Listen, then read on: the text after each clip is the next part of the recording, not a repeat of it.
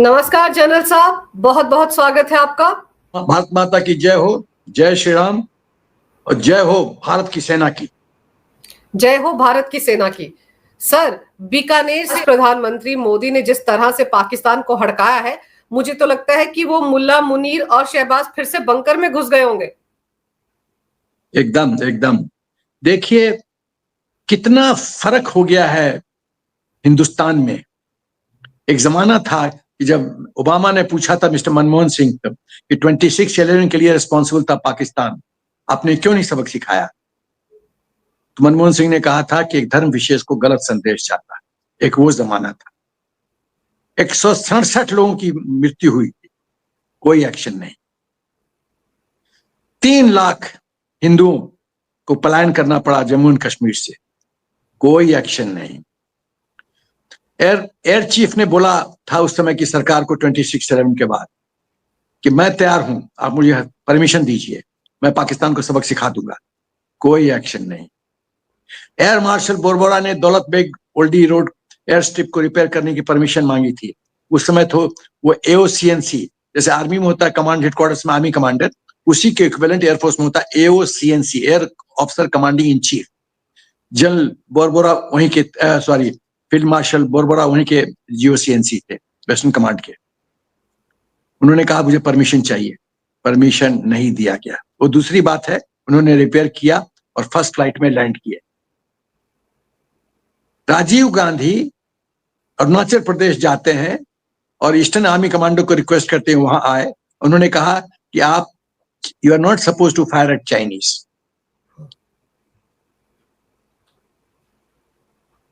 राहुल गांधी 2008 में MOU sign करता है चीन के साथ। MOU का क्या टेक्स्ट है आज तक किसी को नहीं पता। एक दुश्मन देश के साथ एक देश का पॉलिटिकल पार्टी MOU साइन करता है। हमने वो जमाने देखे हैं। और अब देखिए आज बीकानेर में शेर की तरह मोदी जी गरजे हैं। और कितना बढ़िया बढ़िया बात उन्होंने कहा है। उन्होंने कहा कि मोदी का दिमाग ठंडा रहता है, लेकिन मोदी का खून है वो गर्म है। और मोदी के शरीर में औप सिंदूर का गर्म खून बह रहा है। एक एक शब्दों का मतलब निकालिए। दिमाग ठंडा है मतलब कूल माइंड के साथ पूरा ऑपरेशन प्लान करना है।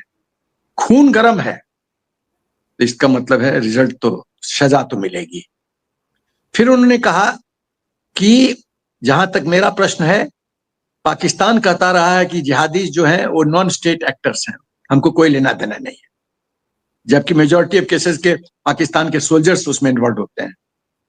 मोदी जी ने कहा कि कोई फर्क नहीं है नॉन स्टेट एक्टर्स और स्टेट एक्टर्स के बीच में, मेरे दृष्टिकोण में वो सेम है। उसके बाद उन्होंने कहा कि हर आतंकी घटना का पाकिस्तान को एक बहुत बड़ी कीमत चुकानी पड़ेगी। और कीमत चुकानी पड़ी। क्या कीमत? आपने 26 लोगों की हत्या की और आपको मिला क्या? 11 एयर बेसेस पूरी तरह से बर्बाद। रिपेयर कराओगे फिर ठोकेंगे हम। 9 आतंकवादी स्ट्रक्चर्स ध्वस्त। 100 से ज्यादा आतंकी मारे गए। हाफिज सईद डर के मारे एक सेफ हाउस से दूसरे सेफ हाउस में जाता है। मसूद अजहर एक जगह से दूसरी जगह भाग रहा है। पाकिस्तान के स्पेशल कमांडो उसको सुरक्षित कर रहे हैं और मेरा ख्याल हर एक रात दूसरी जगह बिताता है डर के मारे। तुम्हारे जितने एयर डिफेंस सिस्टम बर्बाद हो गए, तुम्हारा रडार बर्बाद हो गया, तुम्हारे एवेक्स बर्बाद हो गए। पाकिस्तान का एयर स्पेस का मालिक हम बन गए। हम डोमिनेट करते हैं। हमको जो मर्जी होगा हम पाकिस्तान एयर स्पेस में करेंगे, जो मर्जी। तो मैनेजमेंट में कहा जाता है कॉस्ट बेनिफिट एनालिसिस। कोई फैसला लेने के पहले देखा जाता है कि यदि हम फैसला लेंगे तो क्या मिला, क्या खोया। तो पाकिस्तान बेवकूफों, तुमने पाया कि 26 लोगों की हत्या की, खोया क्या? Airbase, nuclear asset. Nuclear asset छिल गया, वो तुम्हारे पास अवेलेबल नहीं है। अब मेरा इशारा समझो। तुम्हारे 100 आतंकी मारे गए, सब स्ट्रक्चर आतंकियों का खत्म हो गया, पानी बंद। इतनी बड़ी आर्थिक चोट मारे हैं मोदी जी, ये त्राहिमाम करते रहेंगे जिंदगी भर। तो मोदी जी ने कहा कि पहली 3 इंपॉर्टेंट चीज उन्होंने कहा कि आतंकवाद का कड़ा कड़ा जवाब दिया जाएगा, समय, तारीख और शर्त हमारी सेना तय करेगी। और मुझे वो सौदागर पिक्चर का राजकुमार का डायलॉग याद आता है, मारेंगे तो हम तुम्हें जरूर, बुलेट भी हमारा होगा, हथियार भी हमारा होगा, समय भी हमारा होगा, जमीन तुम्हारी होगी। दूसरी बात उन्होंने कहा, जो एटम बम की जो न्यूक्लियर ब्लफ करते रहो गिदर भभकी, वो खत्म है। मोदी जी के एक एक शब्दों का मतलब निकाला करो, वो बहुत कुछ, उनके शब्द के अंदर ही बहुत कहानी छुपी होती है। खत्म है मतलब खत्म है, वो चाकू छीन गया तुमसे, चाकू इज नॉट अवेलेबल। और उन्होंने कहा कि आतंकियों में और आतंकवादियों के आकाओं में कोई फर्क नहीं है, मेरे दृष्टिकोण में वो सेम है। इसका मतलब है हाफिज सईद के आतंकी, हाफिज सईद, मसूद अजहर, JEM-HM, लश्कर तौबा,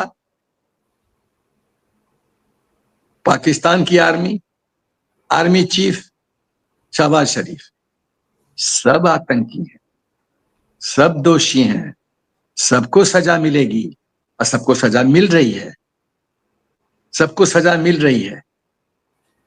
और मुझे तो ताज्जुब लगता है, एक थोड़ा सा मैं डेविएट करूंगा, कि कौन सा देश है जो मुनीर को फील्ड मार्शल बना दिया। सर फील्ड मैं तो जब मार्शल है, सर फील्ड नहीं फील्ड मार्शल, फील्ड मार्शल है। मुझे तो हंसी आती है, और साइटेशन में दिया गया है फॉर एग्जेम्पलरी मतलब परफॉर्मेंस। कौन सा एग्जेम्पलरी परफॉर्मेंस? तुम्हारा सब कुछ छीन गया, वो एग्जेम्पलरी परफॉर्मेंस क्या है? अरे यार, तुम लोग की क्या बुद्धि है, मतलब खैर, ऐसे ऐसे बुद्धि वाले लोग हमारे दुश्मन है, क्या किया जाए। तो उसके बाद मोदी जी ने कहा कि जो हथियारों पे अपना घमंड करते थे, आज वो हथियार उनके जो हैं सो कॉल्ड, जिस पर वो बहुत घमंड करते थे, वो मलबे में परिणित हो गए हैं। उसके बाद उन्होंने कहा कि जो सोचते थे कि भारत चुप बैठेगा, क्योंकि उनका भूतकाल का तो यही अनुभव रहा है। 26 के बाद क्या हुआ, इतने हिंदुस्तान में हर एक महीना ब्लास्ट होता था, हर एक महीना, चाहे बॉम्बे में हो, पता नहीं कहां कहां, कौन करता था? पाकिस्तान, उसके कुर्गे। अब क्यों नहीं होता है? जब से मोदी जी आए हैं तो उस लेवल का आतंकवाद क्यों नहीं होता है? अब तो और बड़ी बड़ी बात हो गई है कि कैबिनेट ने एक नोट अप्रूव किया है कि कोई भी आतंकवाद की घटना, हिंदुस्तान उसको एक एक्ट ऑफ वॉर मानेगा। इसका मतलब है अब ये सदा के लिए तलवार पाकिस्तान के गर्दन पे रख दी गई है, तुम आतंकवाद करो, हम ऐसे चला देंगे तलवार, कंटिन्यूअस। पूछने की जरूरत नहीं है, हम घोषणा नहीं करेंगे, एक्शन करेंगे। तो ये तो बहुत बड़ी बात है। इसका मतलब है आर्मी चीफ को समझना होगा कि उसने कुछ किया तो टाइमिंग हमारा होगा, राजकुमार वाला डायलॉग, समय होगा हमारा होगा, तरीका हमारा होगा, जमीन तुम्हारा होगा। तो ये ऐसा भय कम नहीं है ना। एक और मैं बिंदु कहना चाहता हूं कि जो लोग कहते हैं, सोचते हैं कि ऑप सिंदूर बंद हो जाएगा, तो मैं कहना चाहता हूं कभी बंद नहीं होगा। ऑप सिंदूर एक ऑपरेशन नहीं है, ये नए हिंदुस्तान की नई सोच है, और सोच है, और ये ऑपरेशन सिंदूर चलता रहेगा, क्योंकि ये ऑपरेशन नहीं है, ये स्ट्रेटेजिक सोच है। पाकिस्तान अपने आदत से बाज नहीं आएगा, इसलिए हम ऑपरेशन सिंदूर चालू रखेंगे जब तक पाकिस्तान की मौत ना हो जाए। तो ये भ्रम में देशवासी न रहें कि ऑप सिंदूर 6 महीना में, 1 साल में ना, ये कंटिन्यूअस है। और मैं बोलूंगा, एक थोड़ा सा डायलॉग मुझे याद रहा है, कांग्रेसियों ने चमचागिरी के लिए इंदिरा गांधी के लिए बोला था, जब तक तेरा सूरज चांद रहेगा इंदिरा तेरा नाम रहेगा। तो मैं बताना चाहता हूं, जब तक सूरज चांद रहेगा ऑपरेशन सिंदूर जिंदा रहेगा, चलता रहेगा। बिल्कुल, क्योंकि हम अपना अपना गार्ड नीचे नहीं कर सकते। ये आदत से लाचार हैं। जिस आर्मी चीफ ने देश को दगा दिया, अपने परिवार को बाहर भेज दिया, देश को बर्बाद कर दिया, न्यूक्लियर सेट्स बर्बाद करवा दिया, आर्थिक बवंडर खड़ा कर दिया, ये पानी का इंडस वाटर ट्रीटी को अबेंस में डाल के इतनी बड़ी मार मारी गई है पाकिस्तान को, आने वाली पीढ़ियां याद रखिएगा। अभी तो आगे आगे देखो खेल क्या होता है। किसने किया ये? 26 लोग को मारने के लिए क्या मिला तुम्हें? हाँ यार सर, पीएम मोदी ने कह दिया कि ये जो सिंधु वाटर ट्रीटी है ये रद्द रहेगी, पानी तो मिलेगा नहीं, भारत के हिस्से का पानी अब पाकिस्तान को कभी मिल नहीं सकता। एमईए ने भी स्टेटमेंट जारी किया है कि अभी वाटर ट्रीटी जो है वो रद्द ही रहेगी, पानी और खून एक साथ नहीं बहेगा। तो अब तो भारत ने अपना स्टैंड बिल्कुल क्लियर कर दिया है। पाकिस्तान को समझ में आ गया कि आने वाले दिन या तो फ्लड में मरेंगे या फिर वो प्यासे मरेंगे। देखो, मोदी जी का फिलॉसफी बहुत साफ है। वो थूक के नहीं चाटते हैं। उन्होंने इंडस वाटर ट्रीटी को थूक दिया है। जो सजा पाकिस्तान को प्लान किया जा रहा है वो इतना भयंकर होगा कि पाकिस्तान को सोचना पड़ेगा, वॉज इट वर्थ इट? 26 लोग की हत्या की, वॉज इट वर्थ इट? क्या मिला तुम्हें? अभी तो तुमको पता ही नहीं तुम्हारा भविष्य कितना अंधकारमय है।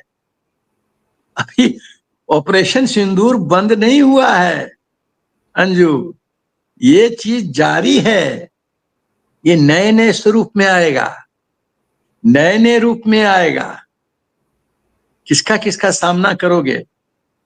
अभी तो एफएटीएफ में भी खेल होगा। आईएमएफ ने जो तुमको पैसा दिया उस पे पहले 11 कंडीशन, अब सुन रहे हैं कि 50 कंडीशन और लग गया है। क्योंकि ये पैसा आता था, सब जनरलों के पॉकेट में जाता था। आईएमएफ ने कहा मुझे एंड यूज चाहिए। 100 टका दिया आम खाने के लिए, दिखाओ। आम लाए, आम खाए, दिखाओ। वो तो पॉसिबल नहीं है। आपको जान के ताज्जुब होगा कि हिंदुस्तान में है CAG, controller and auditor general of India, जिसका काम है ऑडिट करना कि क्या सरकार का एक्सपेंडिचर जो है सही है, जिस हेड के लिए दिया गया उसमें खर्चा हुआ, वो सब ऑडिट करती है। पाकिस्तान आर्मी में कोई ऑडिट होता है? आर्मी अकाउंट हो नहीं सकता। तो पाकिस्तान आर्मी जनरल जिंदाबाद जिंदाबाद। अमेरिका में कोठी खरीदो, बच्चों को बाहर पढ़ाओ और यहाँ ज्ञान दो, इंशाल्लाह हम ये कर देंगे वो कर देंगे। अरे बच्चों को फॉरवर्ड एरिया में भेजो ना। तुमने तो अपने पत्नी या बीवी बच्चों को भेज दिया इंग्लैंड, अमेरिका। तो ये जो है ना, पाकिस्तान में बार बार सोचता हूँ, कहता हूँ, पाकिस्तान का दुश्मन हिंदुस्तान नहीं है। पाकिस्तान का दुश्मन पाकिस्तान की आर्मी है।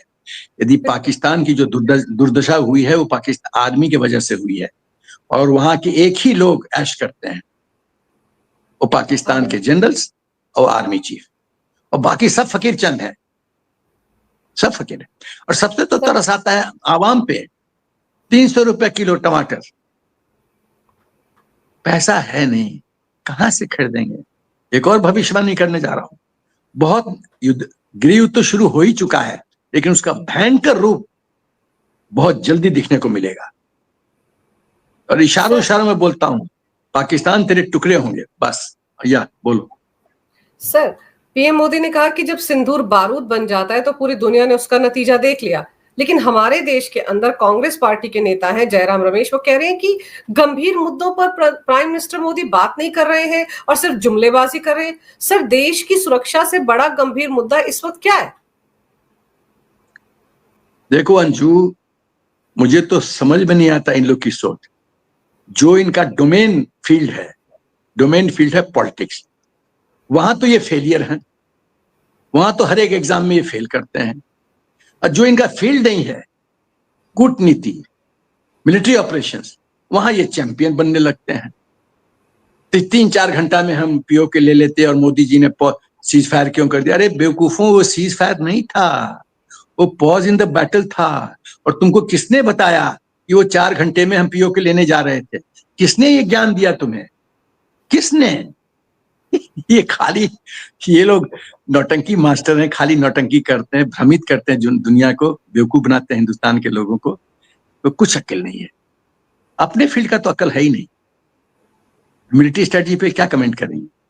ये खाली फेक नैरेटिव और प्रोपेगेंडा वॉरफेयर में बिलीव करते हैं। कई चैनल पे मैं देखता हूं कि कुछ पॉलिटिकल पार्टी के प्रवक्ता बोलते हैं मोदी जी हेलमेट पहन के, यूनिफॉर्म पहन के क्यों है, इंसल्ट का अनादर है। अरे बेवकूफों, he is the boss, executive head. जब यूनिफॉर्म पहनते हैं तो बोलते हैं कि मैं तुम्हारा हूं, मैं तुम्हारी तरह हूं। क्या हानि हुई यूनिफॉर्म पहन लिया तो? कौन सा इंसल्ट हो गया? यूनिफॉर्म का सम्मान हुआ यदि प्रधानमंत्री हेलमेट पहन के और ये यूनिफॉर्म पहनते हैं। यूनिफॉर्म का सम्मान है कि मैं तुम्हारे यूनिफॉर्म को रिस्पेक्ट करता हूं। जी। कर्नल पठानिया को मिशेल सेक्टर में फायर करने के लिए, पाकिस्तान पे गोली चलाने के लिए एंटनी ने जेल भेज दिया। ये तो हालत थी। राजीव गांधी जाता है आर्मी कमांडर ईस्टर्न कमांड को, बोलता है चाइना पे गोली मत चलाओ। Antony Lok Sabha floor of the house में बोलता है कि हम जान के इंफ्रास्ट्रक्चर बॉर्डर पे नहीं डेवलप करते हैं, यदि चीन आ गया तो वो हमारा इस्तेमाल कर लेगा। इसका मतलब वो मानता है कि हम हारेंगे, और देश का रक्षा मंत्री है। सवाल यही है ना कि ये लोग खाली वोट बैंक की राजनीति करके, सत्ता का मोह है इनको देश उससे कोई मतलब नहीं है। देश से मतलब होता तो ये चाइना के साथ एमओयू साइन नहीं करते। सर राहुल गांधी गलवान के समय राहुल गांधी क्या कर रहा था चाइनीज इन्वेस्टर के साथ? क्या कर रहा था? तो बोलता है कि हम ब्रीफ लेने गए थे कि क्या जमीन पर हो रहा है। तो पाकिस्तान एम्बेसी में जाकर भी अभी वो ब्रीफ ले सकते हैं सर। जाना चाहिए उनको, वहां पर पता करना चाहिए कि पाकिस्तान का कितना नुकसान हुआ है। सर पाकिस्तान की भाषा ही तो बोल रहे हैं आजकल वो। पाकिस्तान इस बात में लगा हुआ है कि वो जीत गए, और यहाँ हमारे देश के अंदर बैठे हुए ये लोग सवाल करते हैं कि कितने राफेल गिर गए, कितना नुकसान हुआ, क्यों नहीं बता रही है मोदी सरकार। ये सारे सवाल यही तो उठाते हैं सर। ये मैंने बोला ना, ये लोग फेक नैरेटिव क्रिएट करता है और देशवासियों को गुमराह करने की कोशिश करता है। और मैं बताना चाहता हूं, ये बहुत गंभीर विषय है। जैसे सेना का हमेशा जब ऑपरेशन प्लान हम बनाते हैं तो उसमें 2.5 फ्रंट वॉर की बात होती है। एक फ्रंट चाइना, दूसरा फ्रंट पाकिस्तान, और तीसरा फ्रंट हिंदुस्तान के अंदर जयचंद। और हिंदुस्तान के अंदर जो जयचंद है वही है 0.5, और इनफैक्ट वो 0.5 नहीं है, वो 1 हो गए हैं। क्योंकि पाकिस्तान को तो अपने सबक सिखा दिया 4 दिन के अंदर। इनका क्या? तो हिंदुस्तान के अंदर रखे हिंदुस्तान भारत माता को डसते रहते हैं, दुश्मनों का एजेंडा चलाते हैं और पॉलिटिकल सिस्टम का हिस्सा हैं। ये तो बहुत खतरनाक है। एक व्यक्ति जब बोलता है कि हमको रफाल का प्राइस बताइए, क्यों? ये होता है बेसिक मॉडल का प्राइस, और जो ही प्राइस आप बताएंगे तो आप कैलकुलेट कर सकते हैं कि उस रफाल में क्या क्या फैसिलिटी होगा, क्या क्या एडॉन्स है। ये समझते हैं कि मोदी जी बुद्धू है, तो सब समझते हैं। रफाल ये कर रहा था राहुल गांधी कि हेरा फेरी हुआ है। मैं पूछना चाहता हूं, क्या ये सच नहीं है कि जब मलाई नहीं पहुंचा तो एंटनी ने फाइल पे रख दिया फंड्स नॉट अवेलेबल? फंड्स नहीं था तो मैं एंटनी से पूछना चाहता हूं, बिहार में एक कहावत है, पैसा न कौड़ी तो बीच बाजार में दौड़ा दौड़ी। जब तुम्हारे पॉकेट में पैसा नहीं है तो शॉपिंग करने क्यों निकले? इंटरनेशनल इंक्वायरी क्यों, टेंडर की इंक्वायरी क्यों की? उस समय नहीं पता था कि पैसा है कि नहीं है। और कितने साल, 7-8 साल टेंडरिंग प्रोसेस हुआ, टेक्निकल वेटिंग हुआ, कमर्शियल बिड को वेट किया गया, टीपीसी बैठा, टेंडर परचेज कमेटी बैठा, कॉम्पिटेंट फाइनेंशियल अथॉरिटी का अप्रूवल हुआ, रक्षा मंत्री को फाइल पुटअप हुआ। उस समय तो इन्होंने सोचा था कि मलाई आ जाएगा, मलाई नहीं आया तो उन्हें केस पलट दिया। तो भाई 8 साल क्या कर रहे थे तुम? एंटनी लिखता है एग्जामिन द इशू डिनोवो, फिर से एग्जामिन करो। तो 8 साल क्या अंडा बेच रहे थे क्या? 8 साल क्या बेटिंग हुआ? क्योंकि मलाई नहीं पहुंचा ना। लोगों को पता चल गया होगा ये तो सत्ता में आ नहीं रहे, तो पैसा क्यों हम दें इनको? नहीं दिखा है तो बस कैंसिल कर दिया ऑर्डर। और मोदी जी G2G बेसिस पे, गवर्नमेंट टू गवर्नमेंट बेसिस पे उन्होंने डील किया। भाई एक सरकार दूसरे सरकार को तो ब्राइब नहीं दे सकती है ना। ब्राइब के लिए तो ब्लैक वाला बंदा चाहिए, तो बीच का मीडिएटर चाहिए। बीच का मीडिएटर को है ही नहीं, तो कहाँ कमीशन कहाँ जाएगा? भाई हिंदुस्तान फ्रांस के प्रेसिडेंट को नहीं ना ब्राइब दे सकता, इट्स नॉट पॉसिबल। तो ये कहानी है, आप समझा करो, ये बहुत ही डेंजरस गेम खेल रहे हैं लोग, बहुत डेंजरस। और सत्ता के मुंह में लोग अंधा हो चुका है। इनको भारत माता के हित को डैमेज करने में थोड़ी सी भी हेजिटेशन नहीं होती, शंका नहीं होती, थोड़ी सी भी। दुख की बात ये है, ये चिंता का विषय है सर। इसका समाधान ढूंढना पड़ेगा अंजू, नहीं तो देश बहुत कष्ट से गुजर रहा है। हम लोग अपना जान निछावर करते हैं, हमारी बहनें बेटियां विधवा हो जाती हैं, किसके लिए? इन लोगों के लिए जो रफाल पे प्रश्न उठाते हैं, चाइना पे you are not suppose to fire बोलते हैं, एमओयू साइन करते हैं चीन के साथ, इन लोग के लिए, और सत्ता में आना चाहते हैं। चीन क्या सोचा था कि 2024 में राहुल गांधी बन जाएगा प्रधानमंत्री, तो बल्ले बल्ले, नहीं बना तो बस लफड़ा हो गया। ये सच है, क्या किया जाए? मुझे तो मैं बहुत उदास हो जाता हूँ। मनमानी करते हैं ये लोग, इनका कुछ नहीं होता। इसका समाधान ढूंढने की जरूरत है। या पीएम मोदी इसका समाधान भी ढूंढ ही रहे हैं और ढूंढ लेंगे। लेकिन ये बताइए कि एक तरफ तो हमारे 7 डेलीगेशंस हैं जो विदेश रवाना हो चुके हैं, अलग अलग देशों में जाएंगे, पाकिस्तान को लेकर कई खुलासे वहां पर करेंगे, दुनिया को समझाएंगे, और दूसरी तरफ पीएम मोदी का ये रौद्र रूप, क्या लगता है आपको दुनिया पर असर पड़ेगा भारत के इन डेलीगेट्स का? समझा पाएंगे हम लोग कि क्या होने जा रहा है? 2 बिंदु। पहला बिंदु, असर ये पॉजिटिव मूव है, तो लोगों को बताएंगे कि भाई ये कहानी ये है। यदि 10% भी उन्होंने ऑब्जर्व कर लिया तो कुछ तो उपलब्धि हुई। लेकिन यदि मैक्रो एस्पेक्ट की बात करो तो आप समझती हैं कि उससे आपके यो हितैषी हो जाएंगे? कतई नहीं, नेवर। हमारी अपनी सोच ये है कि विश्व के स्तर पे मेरा कोई सही माने में दोस्त नहीं। I am on my own, मैं अकेला हूं, कुरुक्षेत्र में मैं अकेला हूं, अकेला लड़ूंगा अपने प्रोडक्ट के साथ, अपने मेक इन इंडिया के साथ, डीआरडीओ का 14 मिसाइल सिस्टम के साथ, राफेल के साथ, ब्रह्मोस के साथ, आकाश के साथ, लेजर बीम्स के साथ। मैं अपनी लड़ाई खुद लड़ूंगा। सपोर्ट मिले वाह वाह, न मिले कोई बात नहीं, मैं अपना मकसद पूरा करूंगा। ये मोदी जी की फिलॉसफी है। तो बस ठीक है, जब कॉन्सेप्ट क्लियर है कि अगला शिवाजी और अफजल खां का वो मीटिंग याद है ना, जब भी पाना है तो पाओ, लेकिन हाथ में बाघ का जो नेल है ना वो पहन के बैठो, कि चीरने की जरूरत पड़े जिसको चीर देंगे। शिवाजी बहुत बड़ा एग्जाम्पल है। बाघ का नख का बग्घा जो होता है ना वो पहनना पड़ेगा। ऐसे खाली जफ्फी मारे तो चोट लगेगी, वो तो फिर बिट्रे होगा। मैं किसी देश पे विश्वास करने के लिए तैयार नहीं, नॉट इवन 1%। कोई तस्तरी में अपनी गर्दन काट के भी दे दे कि मोदी जी मैं आपका भक्त हूं, हमारा सदाबहार दोस्ती है, नॉनसेंस, आई डोंट बिलीव। मैं गार्ड पे रहूंगा, कुंफू पोजिशन, गार्ड पे रहूंगा। तो एक कदम गलत ले, ठक स्ट्राइक करूंगा, सिंपल एज दैट। देन हम लोग we will not go wrong. मैं कतई विश्वास नहीं करूंगा, कतई नहीं।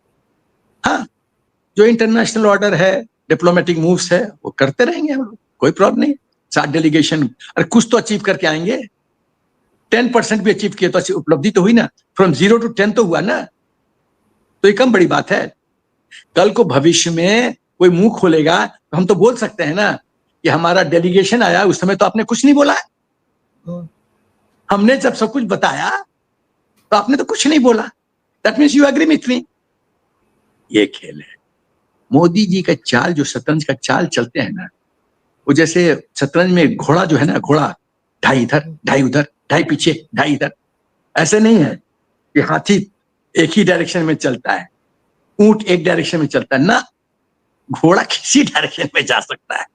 वो मोदी जी का चाल समझना इनके बस की बात नहीं है। इनको पता नहीं कहाँ इंडिया अलायंस, कहाँ इंडिया अलायंस खत्म। इंडिया अलायंस तो 6 दिन हो चुका है। लेकिन सर, पीएम मोदी ने भी कहा कि पाकिस्तान के साथ अगर बातचीत होगी तो पीओके पर होगी, और जब तक आतंकवाद खत्म नहीं होता बातचीत का सवाल ही नहीं उठता है। और एमईए ने भी यही स्टैंड क्लियर किया है और यहां तक कह दिया है कि पीओके खाली करे पाकिस्तान। तो आने वाले दिन तो पाकिस्तान के लिए और मुश्किल भरे हैं। एक तो ऑपरेशन सिंदूर जारी है, इसकी तलवार लटकती रहेगी कि तुमने यहाँ गोली चलाई, हम गोला चलाएंगे। और दूसरा, अब पीओके भी खाली करना पड़ेगा। भारत ने साफ कह दिया पानी वानी कुछ नहीं मिलने वाला, ट्रेड भी नहीं होने वाला जब तक तुम ये सब नहीं करते। अरे आगे आगे देखो ना अंजू क्या होता है।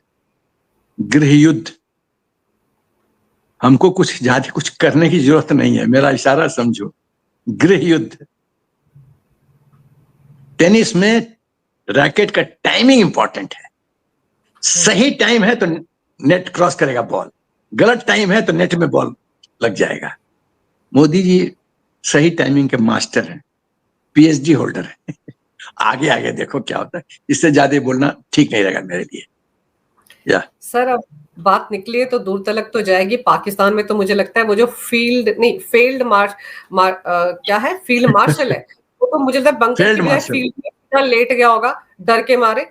और देखते हैं कि शहबाज शरीफ का क्या हाल होने वाला है। सर, दोनों ने सांठ-गांठ करके बंद कमरे में बैठकर एक दूसरे को शाबाशी भी दे दिया, उसको फील्ड मार्शल बना दिया है। हो सकता है अपनी पोजीशन भी सिक्योर कर ली हो। लेकिन पीएम मोदी के इस रौद्र रूप से पाकिस्तान डर गया है और डरकर वो क्या क्या हरकतें करेगा ये देखना जरूरी होगा। सर, आपने समय निकाला, बहुत ही महत्वपूर्ण जानकारी मेरे दर्शकों को दी, आपका बहुत बहुत धन्यवाद। नमस्कार, भारत माता की जय, वंदे मातरम, जय श्री राम, जय हिंद।